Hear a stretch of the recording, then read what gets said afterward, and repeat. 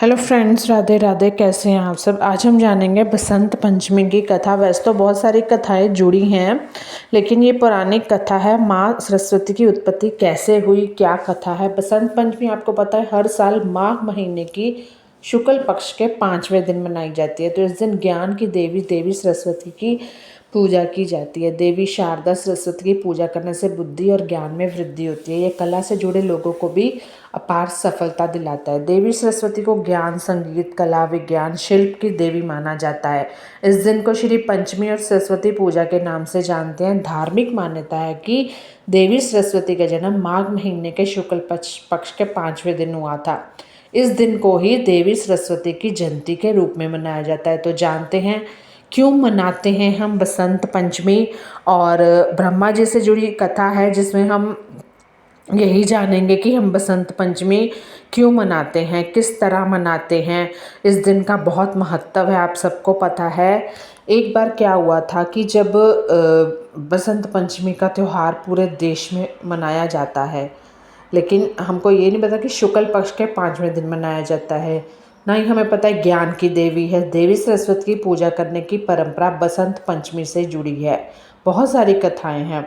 सरस्वती पूजा की कहानी ब्रह्म वैवर्त पुराण और मत्स्य पुराण से भी संबंधित है। लोक कथाओं के अनुसार एक बार भगवान ब्रह्मा पृथ्वी पर घूमने गए और देखा कि सभी मनुष्य और जानवर उदास और शांत लग रहे थे। यह देखकर ब्रह्मा को लगा कि कुछ कमी है, और उन्होंने अपने कमंडलू से पृथ्वी पर जल छिड़का। जैसे ही जल छिड़का, गाय 4 भुजाओं वाली एक सुंदर स्त्री प्रकट हुई। एक हाथ में उन्होंने वीणा, एक वाद्य यंत्र, दूसरे में माला, तीसरे में पुस्तक और चौथे हाथ में आशीर्वाद देने की मुद्रा धारण की हुई थी। ब्रह्मा ने उन्हें ज्ञान की देवी देवी सरस्वती कह के पुकारा। ब्रह्मा के आदेश पर सरस्वती ने अपनी वीणा के तार बजाए, जिसमें सभी जीवित प्राणी बोलने लगे। नदियां कलकल ध्वनि के साथ बहने लगी और हवा ने संगीत उत्पन्न किया, जिसमें चुप्पी टूट गई। तब से सरस्वती को बुद्धि और संगीत की देवी के रूप में पूजा जाता है। इनसे एक पुरानी कथा और जुड़ी है। देवी सरस्वती ने एक बार भगवान कृष्ण को देखा और उन पर मोहित हो गई। वह उन्हें अपने पति के रूप में चाहती थी, लेकिन जब भगवान कृष्ण को इस बारे में पता चला तो उन्होंने कहा कि वह सिर्फ राधा रानी के प्रति समर्पित है।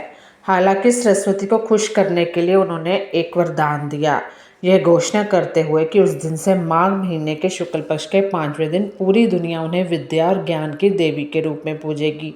उसी क्षण भगवान कृष्ण ने स्वयं देवी सरस्वती की पहली पूजा की, और तब से ही लोग बसंत पंचमी के दिन लगातार माँ सरस्वती की पूजा करते आ रहे हैं।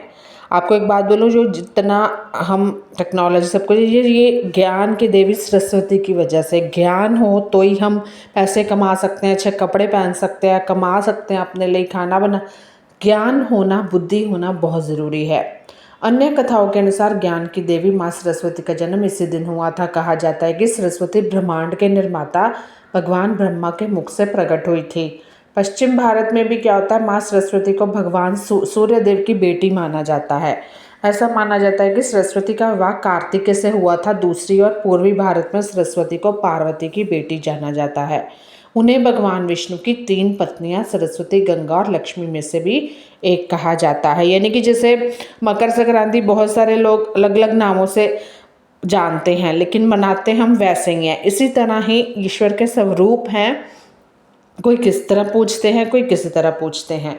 बसंत पंचमी की परंपरा, रीति रिवाज। अब आप जान लीजिए कि जो आप बसंत पंचमी पर माता सरस्वती की भोग लगाना है, पूजा करनी है, उनकी कथा पढ़नी है।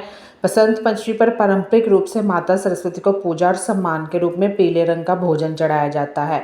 घर पर पीले रंग का खाना बनाना, परिवार इस दिन पीले रंग के व्यंजन बनाते हैं। तो बसंत ऋतु और कृषि मौसम की शुरुआत होती है।